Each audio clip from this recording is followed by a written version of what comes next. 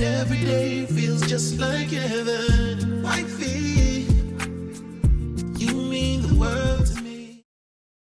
Good evening, everyone, and welcome to Etcetera with the Woodards. I'm your host for the evening, Craig Woodard Sr., and welcome to episode 15. This is actually a part two of 2 weeks ago. We're going to pick it up where we left off and add a little bit to it.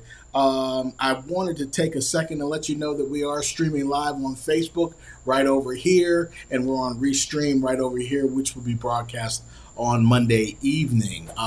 First of all, happy Father's Day to all of the fathers out there. I wanted to just give a special shout out to many of the fellas out there, a lot of close guys that I am friends and brothers with. I tell you what, man, there's just too many close people to name a few. I'm going to start with my father, Chicky Woodard, man. I was able to see him last week. We'll get into that in a minute, but a lot of my other close friends I've reached out to today. I don't want to leave anyone out, but I wanted to just say happy Father's Day to all of those wonderful fathers out there. My sister Ataya just gave me a shout out for happy Father's Day. I love you, sis. So we're going to just move into a couple of different things, and I hope you like our episode tonight. So the first thing I wanted to talk about is, I was thinking about this earlier. The question is, can you be a conservative and coach a multicultural sports team? Pretty good content right here. Can you be a conservative and coach a multicultural sports team? Now, going back, I grew up and I've been a fan of women's sports for a long time. When I was in grade school, sixth, seventh, and eighth grade, a couple of just all-star female players from back in the day, Debbie Sakula, you had Tanya Stanton, Tanya Polk, really good basketball players back in middle school. I got into high school, and some of the names that stand out to me that I really looked up to as female athletes, Veronica Sansom. She was incredible. Kelly Irvin Massler, state champion tennis player, basketball player. Teresa Zumagala, Angie Potoff, Danielle and Denise Baginski, Gina DeBello. There's just been a number of great female athletes back in the day, and even now with the women's game, when you go to the WNBA level with Angel Reese and Caitlin Clark and those that have come before them in Cheryl Miller, one of the best female basketball players to play the game as well. But the question remains, can you be a conservative coach and coach a multicultural team? So I've been giving some thought to this, and over the course of years, sports is almost the safe haven when it comes down to leaving race at the door. Now, granted, we've all been through some different racial incidents when it comes down to sports, but I think it's pretty safe to say that when you have a multicultural team, and fellas, you know what I'm talking about, ladies, when you're playing with someone that is of a different race of yours, there's a bond that happens on that team. Am I my brother's keeper? Yes, I am. And you win championships that way. Blood, sweat, and tears happens. That's what happens when you are on a sports team. Now, there have been some learning pains going through, and we've had some different racial incidents coming up, sometimes with opposite teams. But for the most part, especially in the urban area, like in the city of Erie, when a lot of the players are African American, then you have a lot of the white players. They learn to play together. Um, you know, this could probably focus on some of those teams, maybe out in the county somewhere, maybe out in the suburban area, the rural areas where they have schools where a lot of African Americans don't reside. And you may have one or two families that have you know a child that plays basketball or football, and they could be one or two maybe African Americans on the team. Um, you know, how does that team conform with that player? And can you be a conservative coach and coach a multicultural team? Um, and so I say that because, um, I look at, let's just use the public figures for an example. The WNBA, they have, I believe it's 68% roughly African American in the WNBA, 60 to 68%. But the other thing about the WNBA is that there are a lot of players that have come out of the closet. All right, a lot of players are gay in the WNBA. To name a few, you have Diana Taurasi, who's been open about that, Brianna Stewart, Brittany Griner, and Sue Bird, right? And a lot of these players, especially that I have named, are totally against um, the leadership that runs America right now, because that leadership is totally against what they believe in. So if you have a coach that's conservative, that supports the leadership of America right now, can you be an effective coach on a multicultural team? It kind of just makes you think, how can you lead somebody um, to win a championship and get the best out of this person and groom that person if you don't believe in them and you don't believe in what they believe in? Um, I would probably be pretty accurate at saying that a lot of the urban coaches um, in the urban areas, that have a lot of diversity on the team, a lot of those coaches are probably more liberal because of the belief system. Um, to name a few, two in the NBA I can bring out. Number one is Greg Popovich, former coach of the San Antonio Spurs, won a number of championships. He's a very liberal coach and had to be because he had a great multicultural team.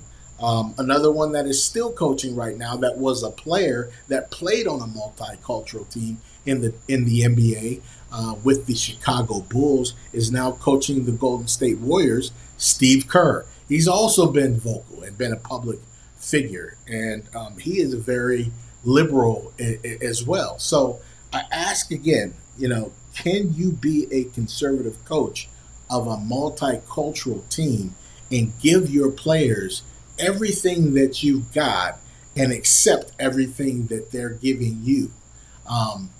Just leaves room for discussion for you. I don't have the answer for that, but when you look at the facts of how everything breaks down, it's a pretty good question. And I challenge you to look at some of the teams and some of the coaches out there, whether it be the high school level or the college level. You look at the WNBA and you look at the backgrounds of these coaches, and is that the right coach for you? Is that the right fit for the team? Because the coach has to conform to the team. The team, especially in high school, you have players there. So you have to coach them. So Are you able to be biased? Are you able to leave your political affiliations aside um, to be able to coach a multicultural team? Um, Good words for discussion. You guys can bring that up. Please follow me on our YouTube channel at Etcetera with the Woodards, and leave me some comments, man. Subscribe, like, share, and leave me some comments. We can kind of discuss some of the feedback of what you give me as well, or you can put some comments right now on Facebook. I see Eric Quinn is watching. E. Quinn was a great athlete. Played high school football, college football, and E. Quinn, I'd love to know what your thoughts are on that. And Ronnie Knight just chimed in as well.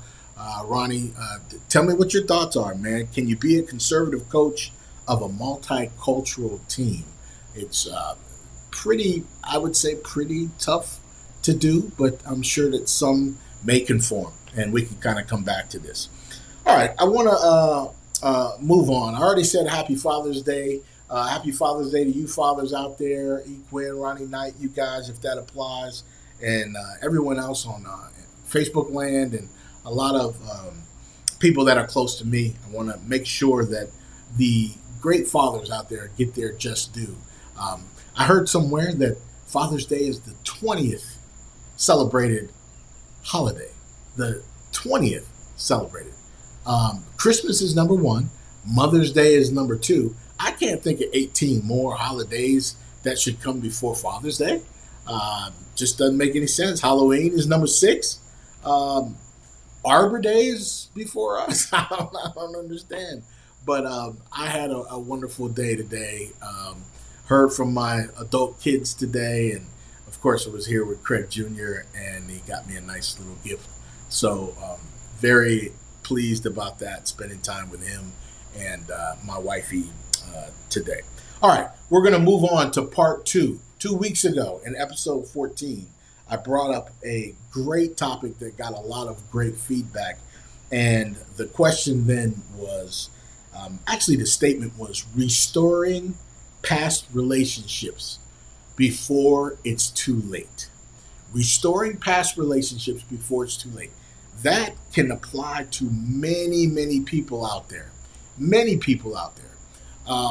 Have you ever had a past relationship with someone and something went wrong and you do not talk to that person today? Is it repairable? Was it a family member? Was it a close friend?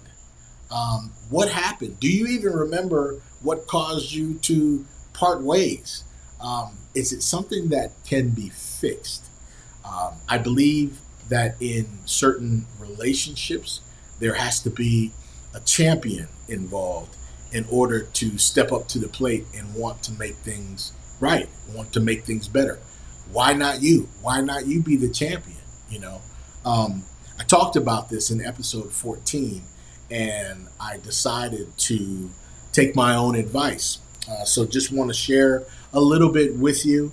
You know, this past weekend, last weekend, my father, he turned 80 years old on June 9th.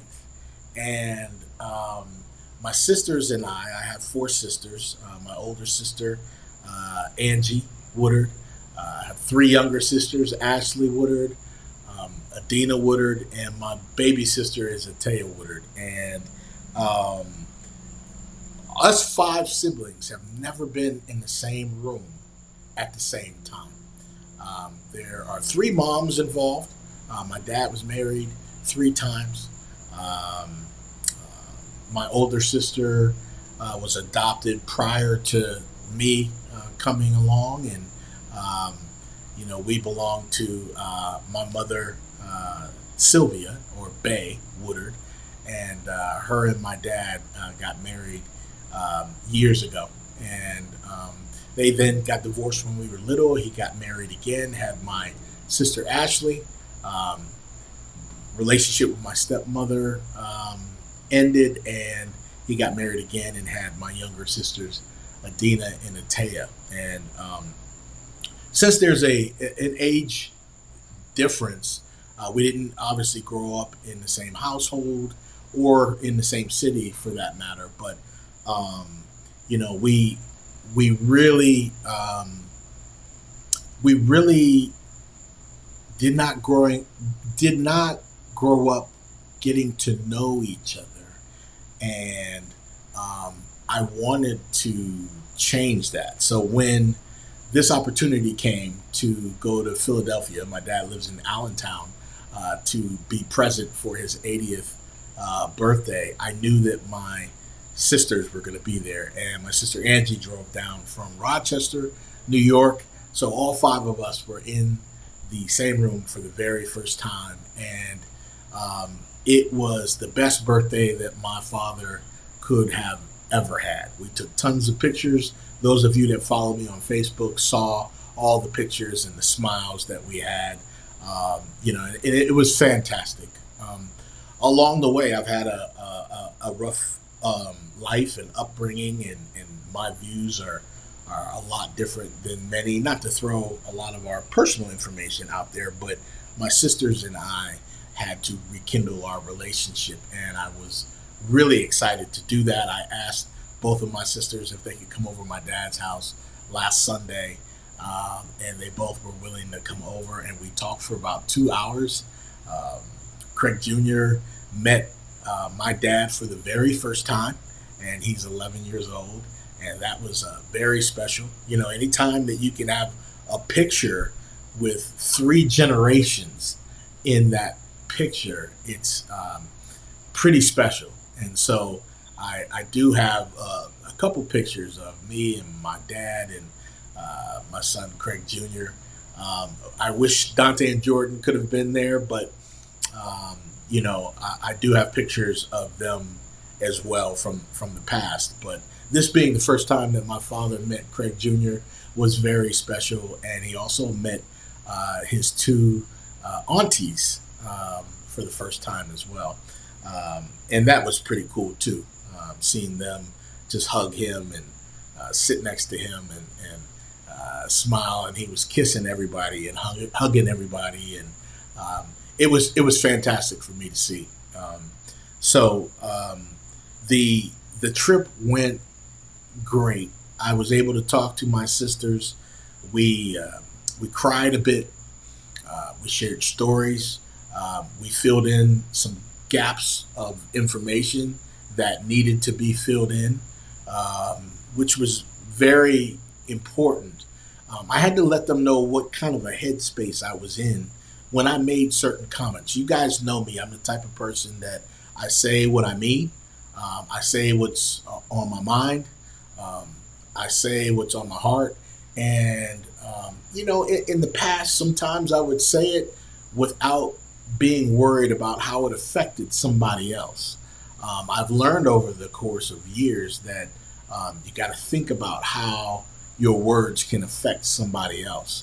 And so, certain things that I said years ago publicly, I apologized to my sisters for, and they were gracious enough to forgive me. But I wanted to explain the why behind it, and they were able to understand where I was coming from, and we were able to see eye to eye, and most importantly, we agreed to work on our relationship as we go forward. Restoring past relationships before it's too late. This is an opportunity that I wanted to take advantage of. This is something that I've helped other people try to take advantage of as well. I've always been an advocate to try to help people have the courage enough to be the champion in the relationship and initiate that conversation with said person. And I've done that with a couple people, and I decided to take my own advice, and I'm glad that I did. And I want to tell all four of my sisters, Angie, Ashley, Adina, and Atea, I love you guys so much. I got your back 100%, and I can't wait to see what the future brings for all five of us. So extremely excited about that. Now, through this process, restoring past relationships before it's too late, It's got to be reciprocal. It's got to be accepted on the other side. Um, that other party has to want to restore their relationship with you. Um, if they don't, they won't. And you're kind of back where you started from. However, you were the initiator. And there's something to be said about being able to have enough courage to either A, be accepted, or B, being turned down. The turn down part is the hard part. I also am in that position right now with, a couple family members as well.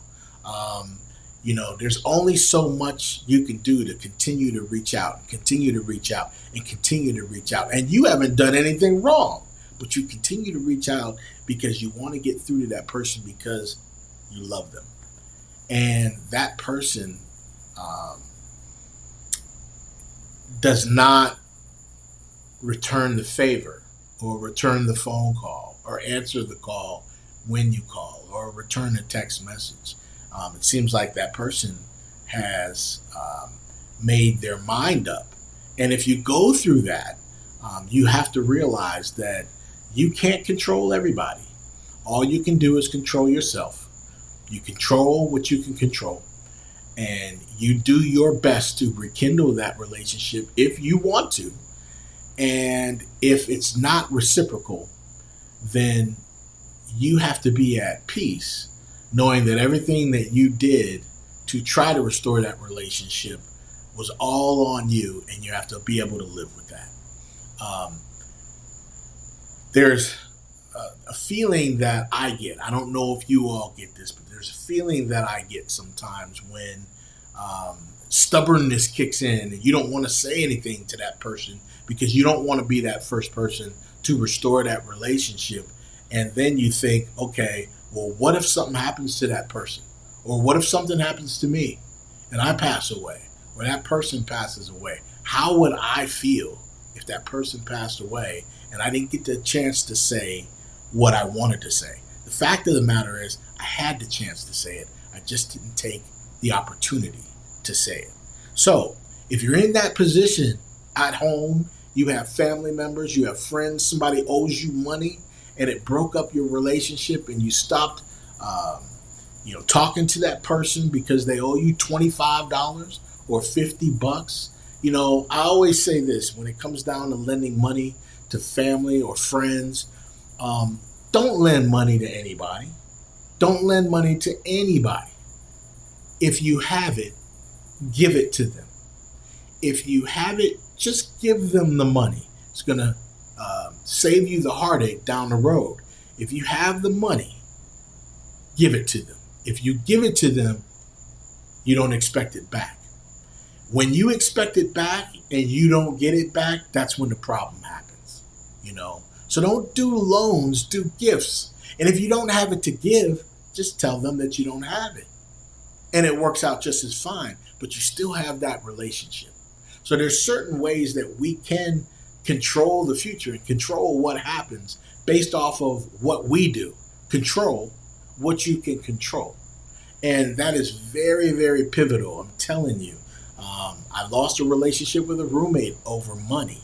I haven't talked to the guy since, and I got my money back. It took longer. There were some lies that were said throughout the process, but I did get my money back. But the relationship is gone, and it's been 30 some years, and it's crazy. Um, So pick your battles. Don't give out loans. Give out gifts if you can. If you can't give out gifts, just be honest and tell them that you can. But everyone listening probably has a relationship that they had to wash their hands of it and let go. They had to let go. Um, is that relationship worth restoring before it's too late? That's what I want you guys to think about. Um, this probably hits home with a lot of people, and it could easily be fixed by just making a phone call or sending a text or stopping over someone's house. Um, being the champion in the relationship and apologizing and just saying, hey, listen, man, I know it was a long time ago. This happened. Listen, I forgive you. Please forgive me. Let's move on. I need you in my life. I want you in my life. We're grown now. This is something that happened back in the day. Let's move on because, um, you know, we're good friends or we're family and I need you in my life and I want to move on and I want to take this stress off of my heart. And I hope you feel the same way. Apologizing is one of the hardest things people can do. It makes you uncomfortable. Get comfortable being uncomfortable. If you can do that, you can succeed in life. You can succeed at work. You can succeed all over the place. Just be comfortable being uncomfortable. Make your uncomfortableness your comfort zone. You know, so evaluate your life, evaluate your relationships, evaluate who you keep in your circle, evaluate those who you've kept out of your circle, and see if you want to rekindle some of these relationships, and more importantly, see if they want to rekindle their relationship with you. Hopefully, I've touched some of you. Hopefully, I've gotten through to some of you, and hopefully, I've made some sense, and I'm living by example. Please look at me and look at what I have tried to do with my family and friends to try to be the champion in the relationship. And I'm so lucky that I have family members that also want to restore that relationship with me. So, all my sisters, I love you all. Pop, happy Father's Day. Also, happy 80th birthday. I know we made your day. You know, it was a blessing. Craig Jr. loves you and he misses you. And to all the fathers out there, I hope you guys had a wonderful, wonderful Father's Day weekend. For Christine Woodard, I'm Craig Woodard. Good night and enjoy yourselves. I'll see you next week.